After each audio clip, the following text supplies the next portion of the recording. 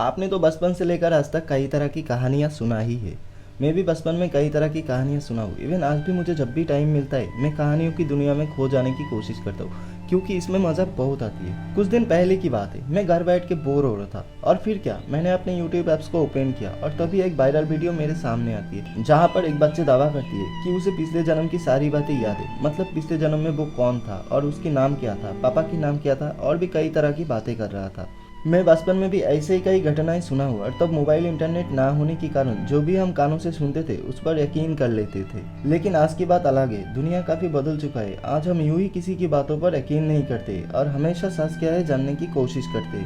तो इसीलिए मैंने पुनर्जन्म पर रिसर्च करना शुरू किया और जो बातें मेरे सामने आई है वही आपको इस वीडियो में बताऊंगा। तो वीडियो काफ़ी इंटरेस्टिंग होने वाले है, इसे आखिर तक ज़रूर देखना। पुनर्जन्म क्या है और पुनर्जन्म की सच्ची घटनाएं इंटरनेट पर भर भर के पढ़ी है, लेकिन आज मैं पुनर्जन्म क्या है और उससे जुड़ी कोई कहानी बताकर आपकी टाइम बर्बाद नहीं करूंगा।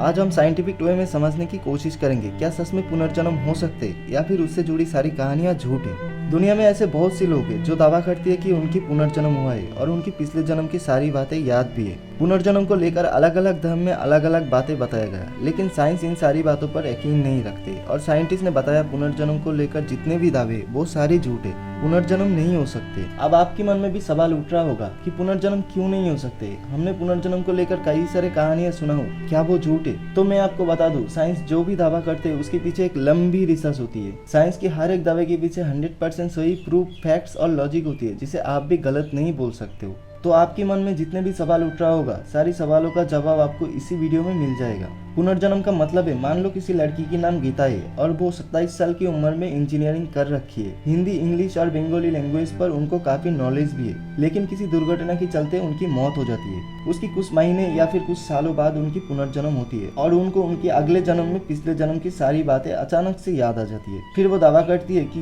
ये उनका पुनर्जन्म है और वो अपनी पिछले जन्म की सारी बातें बताने लग जाती है, जैसे कि पिछले जन्म में उनका नाम क्या था, वो कौन सी गांव या शहर से थी, उनके माता पिता का क्या नाम था और वो कितने भाई बहन थे, उनकी मौत कैसे हुई थी, एक्सेट्रा एक्सेट्रा।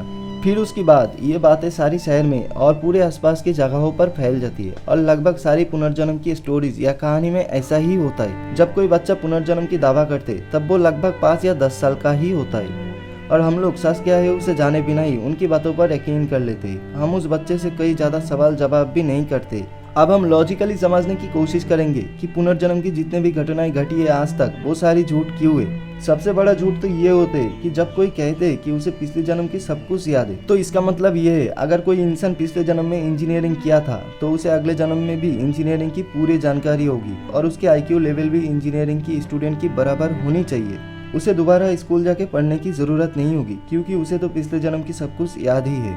अगर उसे पिछले जन्म में इंग्लिश और मैथ में अच्छी नॉलेज थे तो इस जन्म में भी उसे इस बारे में सब कुछ जानकारी होगी और उसकी बिहेवियर एक बच्चों की तरह नहीं बल्कि एक मैच्योर इंसान की तरह होगी। उसकी इंटरेस्ट भी बड़ों की तरह होगी। उसे बच्चों वाली कोई भी खेल पसंद नहीं होगी।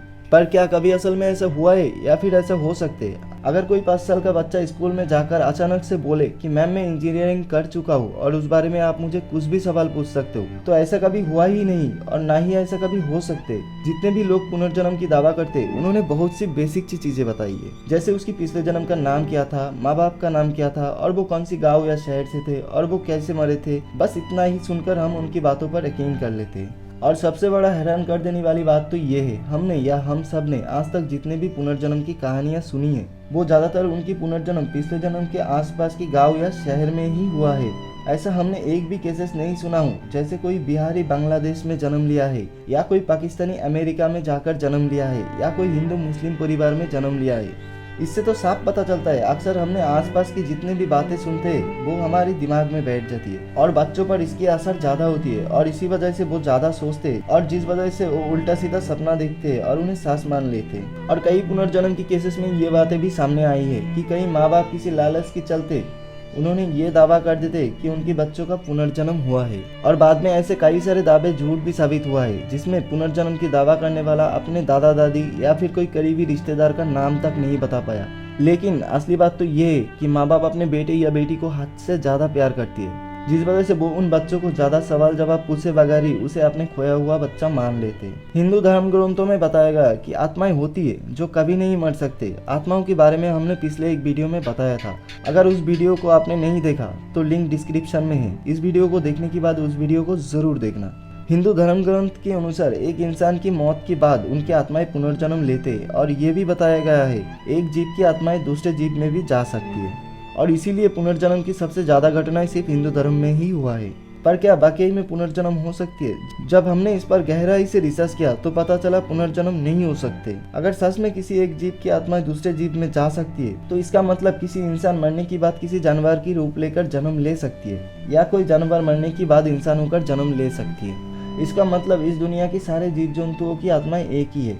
पर क्या आज तक कोई पुनर्जन्म की ऐसे केसेस सामने आए हैं जहाँ पर किसी इंसान ने बताया कि वो पिछले जन्म में कोई जानवर था और वो घास खाते थे? ऐसा तो कभी हुआ ही नहीं। क्रिश्चियनिटी और मुस्लिम धर्म में बताया गया कि पुनर्जन्म नहीं हो सकते। जो लोग मर जाते उनको दफना दिया जाते। उनके बारे में बताया गया एक दिन कयामत आएगा और सारी मुर्दा एक साथ जिंदा होंगे। उसके बाद सभी लोगों को उनकी कर्म के अनुसार फल मिलेगा। मतलब जो लोग अच्छे कर्म किया है उनको जन्नत में भेजा जाएगा और जो लोग बुरे कर्म किया है उनको जहन्नम में भेजा जाएगा उनका सजा काटने के लिए। यानी इन धर्म के अनुसार पुनर्जन्म नहीं होते और ये बातें इन धर्म के लोग मानते भी है। फिर भी अमेरिका और यूरोप से भी कुछ पुनर्जन्म की केसेस सामने आया है और इन कंट्री में भी कुछ लोग दावा करती है कि उनकी पुनर्जन्म हुआ है और ये दावे किसी बड़े एक्टर, पॉलिटिशियन या साइंटिस्ट के बारे में किया गया है जो लोग बहुत ही ज़्यादा पॉपुलर थे, जैसे जॉर्ज बुश, माइकल जैक्सन और भी कई पॉपुलर लोग थे। और ये सारी दावा किसी न किसी स्वार्थ के चलते ही किया गया और ये दावे किसी ऐसे इंसान ने नहीं किया जिसका पुनर्जन्म हुआ है, बल्कि दूसरों की तरह बताया गया है और वो भी सिर्फ पॉपुलैरिटी हासिल करने के लिए। इस्लाम धर्म के लोग उनकी धर्म ग्रंथ कुरान पर अटूट विश्वास रखते हैं और वो लोग कोई भी दावा ऐसे नहीं करते जो कुरान के खिलाफ हो। वैसे भी इस्लाम धर्म के लोग अपने धर्म को कुछ ज़्यादा ही इम्पोर्टेंट देते हैं, इसीलिए वो इस तरह की बातें नहीं करते। जब हमने ये जानने की कोशिश किया कि हिंदू धर्म में ज़्यादातर पुनर्जन्म की दावे क्यों किया जाता है तो इसका उत्तर हमें हिंदू धर्म ग्रंथ में ही मिला। हिंदू धर्म ग्रंथ में पुनर्जन्म की घटनाएं भर भर कर पड़ा है। जैसे भगवान राम और भगवान कृष्ण भगवान विष्णु की ही अवतार है और हिंदू धर्म के लोग बहुत ही ज़्यादा भावुक होते और रिश्ते को बहुत ही ज़्यादा अहमियत देते। ज़्यादा इमोशन होने की वजह से वो इस तरह की बातों में जल्दी ही यकीन कर लेते हैं। मैंने आपको पिछले एक वीडियो में साइंस की 20 ऑनग्राम थ्योरी के बारे में बताया था, तो उस एक्सपेरिमेंट के बाद ये तो प्रूफ हुआ है कि कुछ तो है जो मरने के बाद हमारे शरीर को छोड़ के चला जाता है।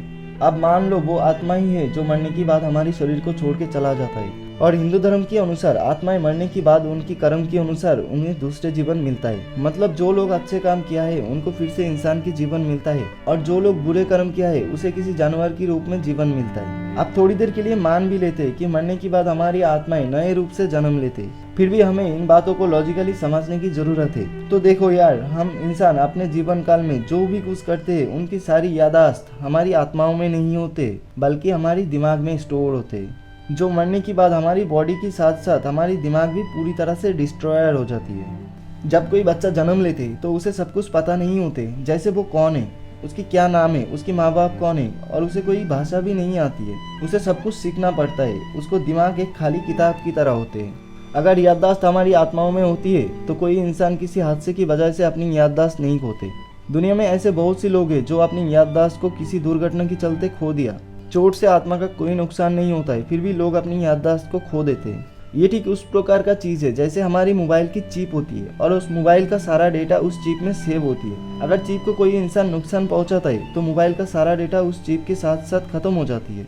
जब कोई इंसान मर जाते हैं तो उसे जलाया या दफना दिया जाता है, तब हमारी बॉडी के साथ साथ हमारी दिमाग भी पूरी तरह से जलकर खत्म हो जाती है। तो फिर किसी इंसान को अगले जन्म में कैसे उसकी पिछले जन्म की बातें याद आ सकती है? अगर मेरी मानो तो मैं साइंस पर यकीन रखता हूँ और मैं दावे के साथ कह रहा हूँ पुनर्जन्म की जितने भी केसेस है वो सारी झूठ है। लोग सिर्फ अपने मतलब के लिए तरह तरह की कहानियां बनाते हैं। तो आज की वीडियो बस इतना ही। उम्मीद है आपको समझ में आया होगा। तो वीडियो कैसे लगा? अगर अच्छे लगे तो लाइक, शेयर और सब्सक्राइब करके बेल आइकन को जरूर दबा देना। मैं मिलता हूँ आपसे अगली वीडियो में। तब तक के लिए take care and bye bye.